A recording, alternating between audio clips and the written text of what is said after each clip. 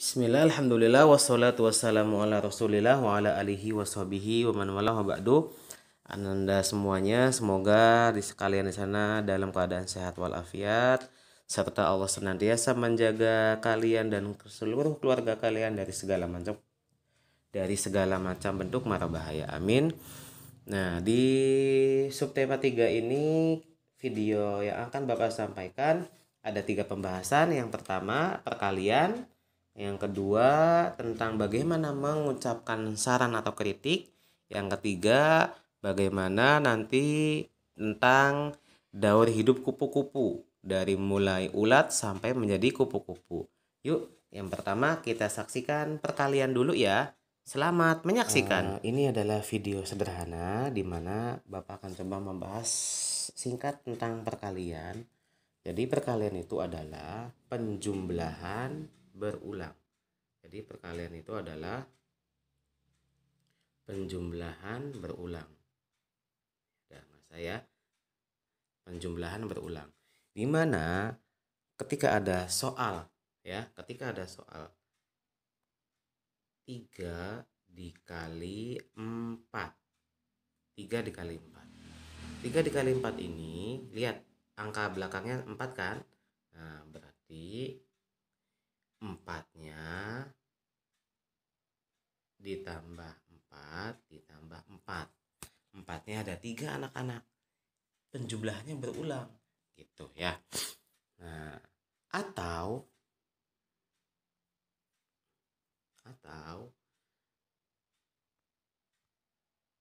3 dikali 4 itu sama dengan 3-nya ada 4. 3 tambah 3 tambah 3 tambah 3. 3-nya ada 4.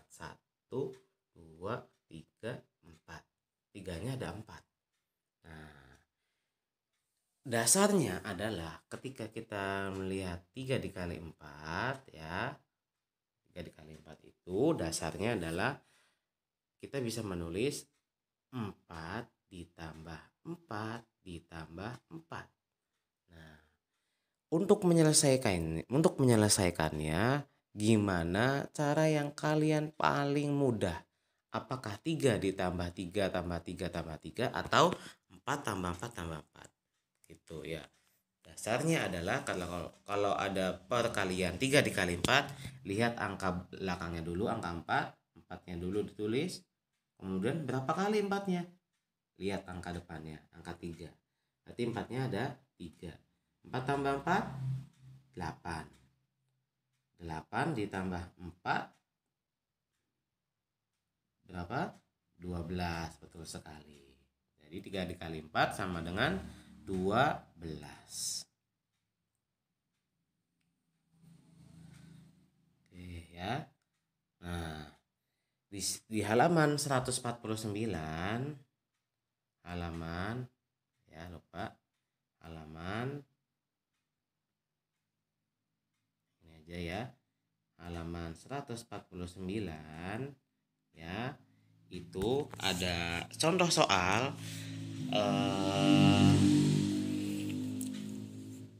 pembudidayaan ikan. Nah, pembudidayaan ikan ya di halaman 149 kalian lihat. Halaman 149 itu dibacakan ya. Jadi dalam waktu tempat pembudidayaan ikan menghasilkan 140 ekor ikan. Jadi di tempat budidaya ikan itu apa?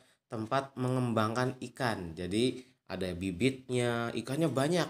Ya, tempat memelihara ikan-ikan, kemudian nanti ikan-ikannya setelah panen dalam waktu berapa bulan, kemudian setelah dipanen dijual hasilnya.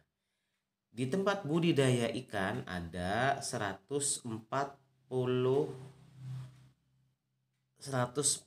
ekor ikan hias dalam waktu 1 bulan. 1 bulan. 1 bulan itu ikannya 140 jumlahnya. Nah, setelah itu berapakah dalam waktu 3 bulan? Dalam waktu 3 bulan Ya, ini disingkat BLN tuh bulan ya. Nah, kalau dalam waktu 3 bulan berapa? Gitu. Nah, ini misalkan satu bulan nih 140. Kemudian 2 bulan 140. Kemudian 3 bulan 140. Ini satu bulan, berarti jumlahnya ada 3 bulan. Ya, jumlahnya 3 bulan. Bagaimana nih cara ngitungnya? Nah, cara ngitungnya adalah di buku ya, kalian lihat di halaman 149. Jadi dalam waktu 3 bulan itu berarti 140 ditambah 140 ditambah 140. 140-nya ada 3. Kenapa? 140 itu jumlah ikan yang ada di tempat budidaya ikan. Sedangkan kenapa kok ada 3? Karena berapa dalam waktu 3 bulan? Berapa ikan yang dihasilkan dalam waktu 3 bulan? Berarti ada 3. Kalau ditanya 4 bulan berarti ada 4. 140-nya. Gitu ya. Nah, jadi cara menghitungnya adalah 140 ditambah 140 ditambah 140. Nah, ya. Kalau begini, penjumlahan begini dibuat perkaliannya kayak gimana? 140-nya itu dibelakangin. Jadi ada berapa 140-nya? Kalau dalam penjumlahan ke perkalian 1 2 3. Berarti 3 dulu, tulis dikali 140.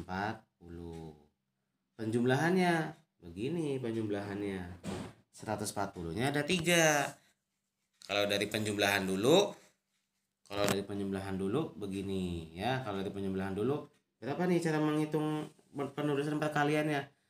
Penulisan perkaliannya ya berarti 140 3 dulu, mohon maaf ya. Nah, bagaimana menulis perkaliannya? Ada berapa nih? 1 2 3. Berarti 3 dulu ditulis dikali 140 gitu ya. Nah, coba kita hitung sama-sama. Coba ya. 140 ditambah sampai 3 kali. 140 ditambah 140 dulu. Nah, susun ke bawah ya. 140 ditambah 140. 0 tambah 0 0. 4 tambah 4. Ayo, 4 di mulut, 4 di tangan. Setelah 4. Nah, 4-nya di mulut ya, jadi supaya gampang. Atau gampang kalau penjumlahannya di bawah 10, pakai tangan aja ya. Pakai tangan. 140 ditambah 140 sama dengan ini tadinya 0 ya. Bentar. Terus dulu 140 ditambah 140. 0 tambah 0 0. 4 tambah 4 4 tambah 4 4 di mulut, 4 di tangan. 5 6 7 8. Nah, 8 nih nggak jelas ya. Bentar. 8. Maklum saja. Kemudian 1 tambah 1 2. 140 ditambah 140 sama dengan 280, 280. Nah, kemudian masih ada satu lagi 140-nya ya. Masih ada lagi tadi 280 ya. Kita lanjutkan 280 ditambah 140. Nah, ini enggak kelihatan nih. Oke, tambah 0 tambah 0 0. Kemudian 8 tambah 4. Nah, kalau hasilnya lebih tangan jari kitanya lebih dari 10, 8. Wah, masih lebih nih, berarti 8 di mulut, 4 di tangan. 8 di mulut. Nah, kemudian setelah angka 8, 9, kalian siapkan jari 4-nya. 8 tambah 4, 8 di mulut, 4-nya di tangan. Setelah 8, 9, 10, 11, 12. Kalau dalam penjumlahan hasilnya lebih dari 10 atau minimal 11 atau 10 ya, dua angka hasilnya 12 kan, 8 tambah 12. Jadi nggak boleh langsung 12 gitu. Nah, yang ditulis adalah angka belakangnya. Angka satunya di angka satunya di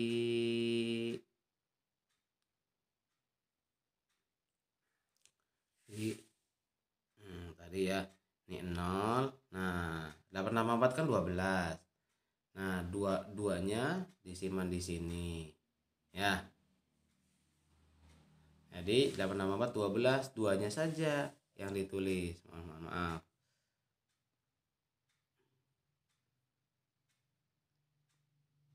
Nah, tadi 0, 8 tambah 12, duanya simpan di sini, satunya di sini. Nah, di sini 1. 1 tambah 2, 3. Simpan namanya ya, penjumlahan dengan simpan. Bagi yang sudah bisa, Masya Allah, Alhamdulillah. Bagi yang belum bisa, 1 tambah 2, 3 tambah 1, 4. Jadi 140. 140 ditambah 140 ditambah 140 hasilnya 420 ya, 420. Di buku ada lagi cara penyelesaiannya. Jadi kalau menulis 3 dikali 140, 3 dikali 140 itu sama aja 140 dikali 3. Nah, bagaimana cara yang lainnya? Cara yang lainnya adalah, jadi nanti 140 itu dijumlahkan dijabarkan penjumlahan susun panjang ke samping. 140 itu susunannya adalah ratusan dan puluhan.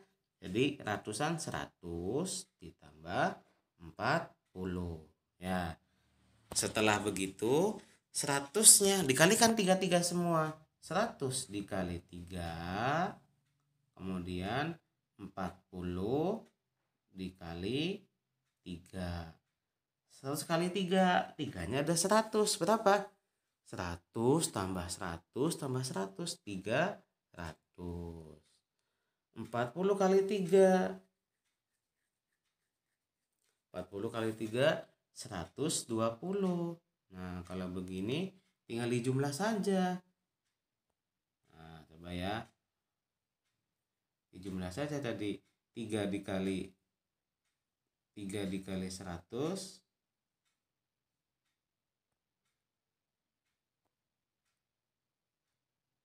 sama dengan 300.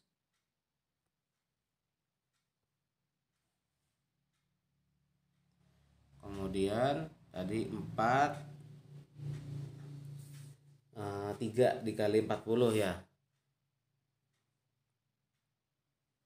3 dikali 40 sama dengan 3 dikali 40, kalau ada angka nolnya ditutup dulu.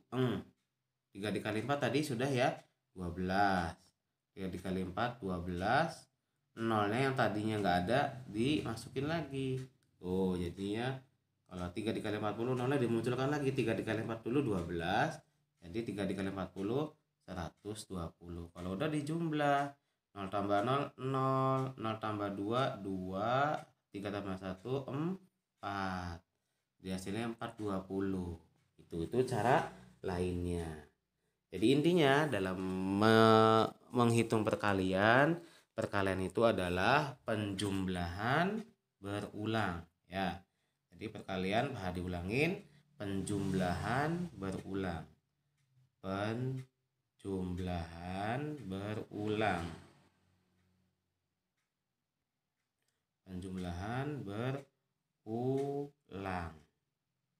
Ya. Berulang. Nanti kalau ada soal yang gampang aja, 2 dikali 3.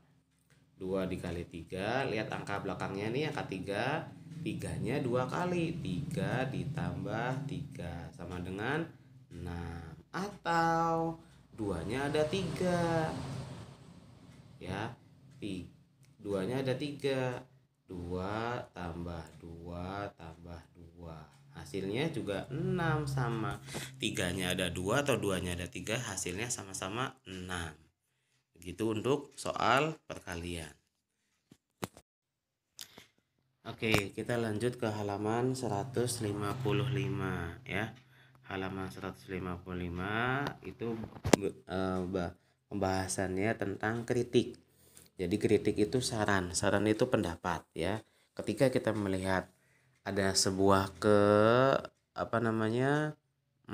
yang enggak benar, saudara kita, teman kita, atau siapapun itu orangnya, kita mengemukakan pendapat, kita nasihati. Nah, bahasa nasihatnya itu adalah kayak gimana? Dengan cara yang baik agar tidak menyinggung perasaan. Ya, bagaimana cara menyampaikan kritik yang baik atau saran yang baik? 1. Sampaikan kritik atau saran dengan kalimat yang baik, dengan kalimat yang santun, dengan kalimat yang tidak menyakiti. Ya. Kemudian yang kedua, mengkritik tidak boleh di depan orang banyak. Misalnya kalian melihat teman kalian buang sampah sembarangan, kalian ngomongnya kenceng-kenceng. Hei, kamu jangan dong buang sampah di situ, nggak boleh. Kita misalkan dengan bahasa yang santun dan sopan, ajak teman kita, yuk kita ada mau ngobrol nih, jangan di sini ada orang banyak. Kamu kakan, mohon maaf sebelumnya, kamu tadi saya lihat buang sampah sembarangan ya. Kasih tahu, oh itu tuh tidak baik. Membuang sampah itu, kalau sampah itu dibuang ke tempat sampah, bukan dibuang sembarangan. Gitu ya, contoh saja. Yang ketiga, mengkritik tidak boleh dengan kata-kata kasar. Ya, dengan kata-kata yang mencaci. Nggak boleh, intinya nggak boleh yang menyakiti. Ya. Kemudian mengkritik tindakannya bukan orangnya. Udah gitu kalian misalkan mau mengkritik, mau menyampaikan nasihat, tapi orangnya malah disalahin. Udah, kalau yang suka buang sampah sembarangan, jangan temenin yuk teman-teman. Nggak boleh. Yang dikritik, yang kita nasihati adalah perbuatannya. Buang sampah, nanti kalau bisa dibuangnya ke tempat sampah ya, bukan di sembarangan tempat. Kenapa? Karena nanti bisa menghasilkan bibit penyakit. Kemudian lingkungan juga semakin tidak bersih, tidak nyaman.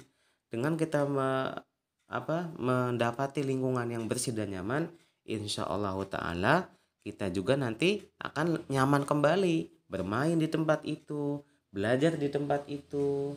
Nah, contoh di sekolah atau di rumah gitu ya. Kemudian lakukan dengan tersenyum, nggak boleh marah-marah kaliannya, senyum ya. Tabassumuka liwajhi akhika sodako, senyumnya aja untuk menampakkan senyum kalian kepada saudara kalian adalah sedekah gitu. Itu yang diajarkan oleh Nabi Shallallahu Alaihi Wasallam ya kepada para sahabatnya, murah senyum. Jadi jangan sampai mau ngeritik tapi marah-marah dulu, mukanya tegang. Nanti yang mau dinasehatin malah nggak enak, nggak masuk, nggak bisa nantinya. Kemudian akhiri dengan kesimpulan. Jadi kalau nanti mengkritik, memberi nasihat, memberikan saran, kasih dengan nasihat, kasih dengan kesimpulannya. Kesimpulannya jadinya jangan ya, yuk kita sama-sama menjaga kebersihan lingkungan supaya kita semakin nyaman. Gitu. Ya, intinya dengan bahasa yang santun, dengan wajah yang menampilkan senang gitu ya. Itu sekilas tentang poin-poin bagaimana menyampaikan kritik atau saran kepada teman, saudara kita, ataupun orang tua kita, ataupun kakak kita, atau siapapun itu entahnya, dengan bahasa yang santun dan sopan. Oke, kali ini kita akan coba saksikan bersama bagaimana daur hidup kupu-kupu. Ya, dimulai dari telur ya. Kemudian telur ini lama-kelamaan akan menjadi ulat. Lihat di situ. Lama-kelamaan akan menjadi ulat, sudah menjadi ulat. Ulat makan telur tadi, Kemudian ulat memakan dedaunan. Makin lama ulat berkurang jumlah makanannya dan gerakannya. Akhirnya ulat diam tidak bergerak. Kemudian nah ini lagi proses mengganti kulit yang baru ya. Nah, diam tidak bergerak. Ulat semakin lemah gerakannya, kemudian semakin nanti sudah tidak nanti lama kelamaan ulat tersebut tidak ingin memakan dedaunan lagi ya. Seiring dengan makin lemah gerakannya ya, ulat membungkus dirinya dengan benang. Benang itu terbuat dari air liurnya. Kita lihat, saksikan. Ini lagi proses. Ulat ini akan membungkus tubuhnya, seluruh tubuhnya dengan benang. Dari apa? Dari air liurnya. Kita lihat ya.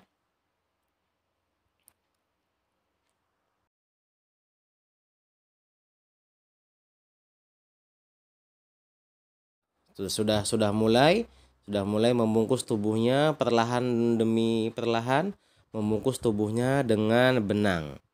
Ya. Setelah seluruh tubuhnya terbungkus benang, ulat berubah menjadi kepompong atau pupa. Setelah menjadi kepompong, ulat berhenti makan, puasa ya ulatnya. Secara perlahan kepompong berubah menjadi kupu-kupu. Lihat, setelah perubahannya sempurna, lihat ini jadi kupu-kupu, mulai berubah menjadi kupu-kupu. Kupu-kupu keluar dari kepompong. Kupu-kupu dewasa akan bertelur lagi dan meletakkan telurnya di atas dedaunan lagi. Telur-telur tersebut akan menetas menjadi ulat. Ulat akan berubah menjadi kepompong. Dari kepompong berubahlah menjadi kupu-kupu lagi. Begitu selanjutnya secara terus-menerus.